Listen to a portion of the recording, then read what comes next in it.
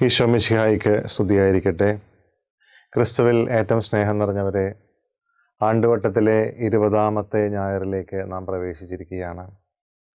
വിശുദ്ധ ലൂക്ക എഴുതിയ സുവിശേഷത്തിൻ്റെ 12-ാം അധ്യായത്തിൻ്റെ 49 മുതൽ 53 വരെയുള്ള തിരുവചനങ്ങളാണ് നമ്മൾ ഇന്ന് വായിച്ച് ധ്യാനിക്കുന്നത്. ഈ 12-ാം അധ്യായം തുടങ്ങുന്നത് തന്നെ ക്രിസ്തു ശിഷ്യന് വേണ്ട കാര്യങ്ങൾ ഈശോ തന്നെ പഠിപ്പിച്ച് കൊടുക്കുകയാണ്. ആദ്യ ഭാഗങ്ങളിൽ നിങ്ങൾ ഭയം കൂടാതെ സാക്ഷ്യം നൽകണം, ക്രിസ്തു ശിഷ്യൻ ഭയപ്പെടേണ്ടവനല്ല എന്ന് ഈശോ പഠിപ്പിക്കുന്നു. ധനത്തിൻ്റെ ആകർഷണം ഇല്ലാതെ, അത്യാഗ്രഹങ്ങളില്ലാതെ ജീവിക്കുന്നവനായിരിക്കണമെന്ന് ഈശോ പഠിപ്പിക്കുന്നു. അതിൻ്റെ ഒരു 3-ാമത്തെ ഭാഗത്തിൽ ദൈവത്തിൽ മാത്രം ആശ്രയിച്ച് ജീവിക്കുന്നവനായിരിക്കണം ക്രിസ്തു ശിഷ്യനെന്ന് ഈശോ പഠിപ്പിക്കുകയാണ്. തുടർന്ന് വരുന്ന ഭാഗങ്ങളാണ് നമ്മൾ ഇന്ന് വായിച്ച് ധ്യാനിക്കുന്നത്. ഇന്നത്തെ സുവിശേഷം തുടങ്ങുമ്പോൾ തന്നെ ഈശോ പറയുന്നു, ഭൂമിയിൽ തീയിടാനായിട്ടാണ് ഞാൻ വന്നിരിക്കുന്നത്. തീയിടാൻ എന്ന വാക്കാണ് ഈശോ ഉദ്ദേശിക്കുന്നത്. സുവിശേഷ ഗ്രന്ഥങ്ങളിൽ തീയുടെ പ്രതീകങ്ങളെ നമ്മൾ വ്യാഖ്യാനിക്കുവാനായിട്ട് ശ്രമിച്ചു കഴിഞ്ഞാൽ മനസ്സിലാകുന്നത് 2 കാര്യങ്ങളാണ്. ഒന്ന്, പരിശുദ്ധാത്മാവാകുന്ന അഗ്നി. അപ്പോസ്തല പ്രവർത്തനങ്ങളിൽ 1-ാമത്തെ അധ്യായത്തിൻ്റെ 8-ാമത്തെ തിരുവചനം നമ്മൾ വായിച്ചാൽ, പരിശുദ്ധാത്മാവ് നിങ്ങളുടെ മേൽ വരും, ജെറുസലേമിലും യൂദയായിലും സമരിയായിലും നിങ്ങൾ എനിക്ക് സാക്ഷികളായിരിക്കും എന്ന് ഈശോ തൻ്റെ ശിഷ്യന്മാരോട് പറയുന്നു. അപ്പോസ്തല പ്രവർത്തനങ്ങളിൽ 2-ാം അധ്യായത്തിൻ്റെ 3-ാമത്തെ തിരുവചനം വായിച്ചാൽ, അഗ്നിനാവുകൾ പോലെ തീജ്വാലകൾ അവരുടെ ഉള്ളിലേക്ക് വരുന്നതായി അവർ കണ്ടു എന്ന് നാം വായിക്കുന്നു. പരിശുദ്ധാത്മാവാകുന്ന അഗ്നി എന്ന പ്രതീകം സുവിശേഷങ്ങളിൽ നമുക്ക് വായിച്ച് മനസ്സിലാക്കുവാൻ സാധിക്കുന്നു. രണ്ടാമതായി, സുവിശേഷം തന്നെ ഒരു അഗ്നിയാണ് എന്ന സുവിശേഷങ്ങളിലൂടെ നമുക്ക് വായിച്ച് മനസ്സിലാക്കുവാൻ സാധിക്കുന്നു. മത്തായിയുടെ സുവിശേഷത്തിൻ്റെ 3-ാം അധ്യായത്തിൻ്റെ 11-ാം തിരുവചനം വായിച്ചാൽ, സ്നാപക യോഹന്നാൻ ഈശോയെ പറ്റി പറയുന്ന, അവൻ നിങ്ങളെ പരിശുദ്ധാത്മാവാലും അഗ്നിയാലും സ്നാനപ്പെടുത്തുമെന്നാണ്. പരിശുദ്ധാത്മാവാലും അഗ്നിയാലും സ്നാനപ്പെടുത്തും. സുവിശേഷമാകുന്ന അഗ്നി കൊണ്ട് അവൻ ഈ ലോകത്തെ മുഴുവനും നിറയ്ക്കും. പരിശുദ്ധാത്മാവാകുന്ന അഗ്നി കൊണ്ട് ഈ ലോകത്തെ മുഴുവനും നിറയ്ക്കും എന്ന് തൻ്റെ ജീവിതം വഴി ഈശോ തെളിയിക്കുകയാണ്. സാധു കൊച്ചുകുഞ്ഞ് ഉപദേശി എന്നൊരു ഉപദേശി ജീവിച്ചിരുന്നു. ക്രിസ്തുവിനെ ഉള്ളിൽ അഗ്നിയായി സ്വീകരിച്ചുകൊണ്ട് നാട് മുഴുവനും ഈശോയുടെ സുവിശേഷം പറയുവാനും പ്രഘോഷിക്കുവാനും ജീവിതം മാറ്റിവെച്ച ഒരു മനുഷ്യൻ. തൻ്റെ മകൻ മരിച്ചു എന്ന വാർത്ത കേട്ട് അയാൾ തൻ്റെ കുടുംബത്തിലേക്ക് കടന്നു വരുമ്പോൾ ജനമൊക്കെ അയാളെ നോക്കി നിൽക്കുന്നത്, ഇത്രനാൾ ഈശോയെ പ്രഘോഷിച്ച ഈ മനുഷ്യൻ ദൈവത്തെ തള്ളിപ്പറയുന്നത് കാണാനും കേൾക്കാനുമാണ്. എന്നാൽ തൻ്റെ മകൻ്റെ ചേതനയറ്റ ശരീരത്തിനടുത്ത് വന്നു നിൽക്കുമ്പോൾ, ദുഃഖത്തിൻ്റെ പാനപാത്രം കർത്താവ് എൻ്റെ കയ്യിൽ തന്നാൽ സന്തോഷത്തോടെ ഞാനത് വാങ്ങും, കർത്താവിന് ഞാൻ ഹല്ലേലൂയ പാടും എന്ന അദ്ദേഹത്തിൻ്റെ പാട്ടിലൂടെ ഉള്ളിൽ ഉള്ള ആ വേദനയുടെ അഗ്നിയെ സുവിശേഷത്തിൻ്റെ അഗ്നിയാക്കി അയാൾ മാറ്റുകയാണ്.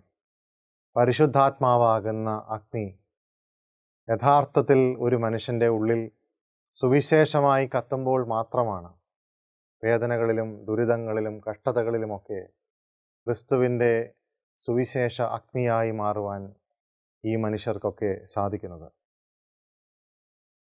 ഛത്തീസ്ഗഡിൽ ഈ കഴിഞ്ഞിടയ്ക്ക് 2 സിസ്റ്റർമാരെ ഒരു സ്ത്രീ അധിക്ഷേപിക്കുന്നത് നമ്മൾ കണ്ടതാണ്. നിശബ്ദമായി നിന്ന് അവർ അത് സ്വീകരിക്കുകയാണ്. യഥാർത്ഥ ക്രിസ്തു ശിഷ്യൻ്റെ ഭാവം അതാണ്. നിശബ്ദതയിൽ നിന്ന് ആ ക്രിസ്തുവിൻ്റെ പരിശുദ്ധാത്മാവിൻ്റെ അഗ്നി ഉള്ളിൽ കത്തുമ്പോഴും അവരുടെ നിശബ്ദത പോലും സുവിശേഷമായി മാറുകയാണ്. ഈ ഒരു സുവിശേഷത്തിൻ്റെ അഗ്നി ജ്വലിക്കുവാനായിട്ടാണ് ഈശോ ഭൂമിയിൽ വന്നതും അതാണ് സഭയ്ക്ക് അവിടുന്ന് പകർന്നു കൊടുത്തിരിക്കുന്നത്. രണ്ടാമതായി നാം വായിച്ചു കേൾക്കുന്നത്, എനിക്കൊരു സ്നാനം സ്വീകരിക്കാനുണ്ട് എന്ന് ഈശോ പറയുന്നതാണ്. എന്താണ് ഈശോ ഉദ്ദേശിക്കുന്ന സ്നാനം? ഈശോ ഉദ്ദേശിക്കുന്ന സ്നാനം തൻ്റെ പീഡാസഹനവും മരണവും തനിക്കേൽക്കുന്ന മുറിവുകളും ആയ ആ വേദനയുടെ, ആ സഹനത്തിൻ്റെ ആ നീർപ്പുഴയിൽ മുങ്ങുന്നതാണ്. എന്നാൽ ക്രിസ്തുവിൻ്റെ സഹനം എന്ന് പറയുന്നത് ആ പുഴയിൽ മുങ്ങി അവസാനിക്കുന്നതല്ല, ആ പുഴയിൽ നിന്ന് ഉയർത്ത് തൻ്റെ ഉയിർപ്പിലേക്ക് വരുന്നതാണ് എന്ന് ഇവിടെ നാം വായിച്ച് മനസ്സിലാക്കുകയാണ്. ബൈബിളിൽ ജോബ് എന്ന് പറയുന്ന ഒരു മനുഷ്യൻ്റെ പുസ്തകം നാം വായിച്ച് കേൾക്കുന്നുണ്ട്. അയാൾ തൻ്റെ ജീവിതത്തിൽ ദൈവത്തിൻ്റെ കൽപ്പനകൾ പാലിച്ചുകൊണ്ട്, ദൈവത്തിൻ്റെ പ്രമാണങ്ങൾ ജീവിതത്തിൽ സ്വീകരിച്ചുകൊണ്ട് വിശുദ്ധനായി ജീവിക്കുമ്പോഴാണ് വലിയ പ്രതിസന്ധികൾ അയാളുടെ ജീവിതത്തിൽ കടന്നു വരുന്നത്. കുടുംബം, മക്കൾ, സ്വത്തുക്കൾ, ആടുമാടുകൾ, വസ്തുവകകൾ ഒക്കെ നഷ്ടപ്പെടുന്നു. അയാളുടെ ശരീരം പോലും വ്രണങ്ങളാൽ നിറയുമ്പോഴും, അയാൾക്ക് ജീവിതത്തിൽ സംശയങ്ങൾ ഉയരുമ്പോഴും, ദൈവമുണ്ടോ എന്ന് അയാൾ ചോദിക്കുമ്പോൾ പോലും, അയാളുടെ ഉള്ളിൽ ഉള്ള ആ വേദനയിൽ അയാൾ നീറി ഇങ്ങനെ ആയിരിക്കുമ്പോൾ പോലും ദൈവത്തെ പഴിക്കുവാനോ ദൈവത്തെ കുറ്റപ്പെടുത്തുവാനോ അയാൾക്ക് സാധിക്കുന്നില്ല. തൻ്റെ കൂടെയുള്ള സുഹൃത്തുക്കൾ പോലും അയാളെ കുറ്റപ്പെടുത്തുമ്പോഴും വിമർശിക്കുമ്പോഴും, നീ പാപം ചെയ്തത് കൊണ്ടാണ് നിനക്കിത് വന്നത് എന്ന് പറയുമ്പോൾ പോലും അയാൾ ഞാൻ പാപം ചെയ്തിട്ടില്ല എന്ന് പറയുകയും ദൈവത്തിൻ്റെ ആഴമായ വിശ്വാസത്തിൽ നിലനിൽക്കുകയും ചെയ്യുന്നു. ഈ പുസ്തകത്തിൻ്റെ അവസാനത്തിൽ ഈ മനുഷ്യൻ്റെ ഒരു ഉയിർപ്പ് നമ്മൾ കാണുന്നു. അയാളുടെ എല്ലാ സഹനങ്ങളിൽ നിന്ന് ദൈവം അയാളെ ഉയർത്തുന്നതായി കാണുന്നു. സഹനത്തിൽ അവസാനിക്കുന്നതല്ല യഥാർത്ഥ ക്രിസ്തു ശിഷ്യൻ്റെ ജീവിതം എന്ന് ഈശോ നമ്മെ പഠിപ്പിക്കുകയാണ്. മൂന്നാമതായി നമ്മൾ ഈ വചനഭാഗത്ത് വായിച്ച് കേൾക്കുന്നത്, ഞാൻ സമാധാനമല്ല വാളാണ് കൊണ്ടുവന്നിരിക്കുന്നത് എന്ന് ഈശോ പറഞ്ഞതാണ്. പ്രിയമുള്ളവരെ, ഈ ഒരു വചനഭാഗം ഒരിക്കൽ ഒരു നിരീശ്വരവാദിയായ പ്രൊഫസർ വ്യാഖ്യാനിച്ചത്, നിങ്ങൾ സമാധാന രാജാവെന്ന് വിളിക്കുന്ന ഈശോ തന്നെയാണ് വാള് കൊണ്ടുവരാൻ പറഞ്ഞത്. അവൻ തന്നെ പറയുന്നു ഇവിടെ അഗ്നി ഈ ഭൂമിയിൽ ജ്വലിക്കുമെന്ന്. അവൻ തന്നെ പറയുന്നു ഞാൻ ഭിന്നത ഉണ്ടാക്കാൻ വന്നവനാണ് എന്ന്. പ്രിയമുള്ളവരെ, ഈ വചനഭാഗത്തെ നാം തെറ്റായി പലപ്പോഴും മനസ്സിലാക്കിയിരിക്കുകയാണ്. പല മനുഷ്യരുടെയും ഹൃദയങ്ങളിൽ ഈ വാള് എന്ന് പറഞ്ഞ് ഈശോ പറയുന്ന വചനം തെറ്റിദ്ധാരണ ഉണ്ടാക്കുന്നതാണ്. എങ്കിലും നമ്മൾ യഥാർത്ഥത്തിൽ അതിനെ വ്യാഖ്യാനിക്കേണ്ടത്, ക്രിസ്തു ശിഷ്യൻ്റെ ജീവിതത്തിൽ സഹനങ്ങൾ ഉണ്ടാകും. അവൻ ക്രിസ്തുവിന് വേണ്ടി നിലനിൽക്കുമ്പോൾ തൻ്റെ ജനം പോലും തൻ്റെ കുടുംബം പോലും ഒരു പക്ഷേ അയാൾക്ക് എതിരായി നിൽക്കുന്ന അവസ്ഥയുണ്ടാകും. ഇന്നത്തെ ഒന്നാമത്തെ വായന അതാണ് സൂചിപ്പിക്കുന്നത്. ജെറമിയ പ്രവാചകൻ്റെ പുസ്തകം 38-ാമത്തെ അധ്യായമാണ് നാം ഇന്ന് വായിക്കുന്നത്. ജെറമിയ പ്രവാചകനെ സ്വന്തം ജനം തന്നെ പൊട്ടക്കിണറ്റിൽ തള്ളുന്നതാണ് നാം വായിച്ചു കേൾക്കുന്നത്.